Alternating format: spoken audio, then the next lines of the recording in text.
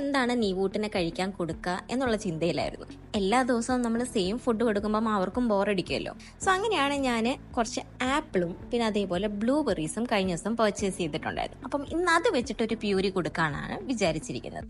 ആപ്പിളും ബ്ലൂബെറീസും നന്നായിട്ട് വാഷ് ചെയ്തെടുക്കുക. അതിനുശേഷം ആദ്യമേ ഞാൻ ബോയിൽ ചെയ്യാൻ പോകുന്നത് ആപ്പിളാണ്. സോ പീസ് ആക്കിയിട്ട് ഞാനത് ബോയിൽ ചെയ്യാണ്. ഏകദേശം ആ ഒരു ആപ്പിൾ ഒരു സോഫ്റ്റ് ആവുന്ന രീതി വരെ ഞാനത് ബോയിൽ ചെയ്യും.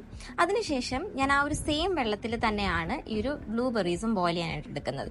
സോ ഈ ബ്ലൂബെറീസ് ഏകദേശം ഇങ്ങനെ ഒന്ന് കുറുകി വരും, ഒരു ജാം പോലെയൊക്കെ ആയി വരും. സോ ആ ഒരു കൺസിസ്റ്റൻസി വരുന്നിടം വരെ അത് ബോയിൽ ചെയ്തെടുക്കുക. എന്നിട്ട് ചൂടാറിയതിന് ശേഷം രണ്ടും കൂടെ മിക്സിലിട്ട് ഞാൻ നന്നായിട്ട് ബ്ലെൻഡ് ചെയ്തെടുക്കുന്നുണ്ട്. അപ്പം ബ്ലെൻഡ് ചെയ്ത് വരുമ്പം ഇങ്ങനെയായിരിക്കും ഇത് ഉണ്ടാവുക. ഇത് ഞാൻ അവന് സെർവ് ചെയ്യുന്ന അവൻ്റെ ഒരു ബൗളുണ്ട്, അതിനകത്തേക്കാണ് ഇത് സെർവ് ചെയ്യുന്നത്.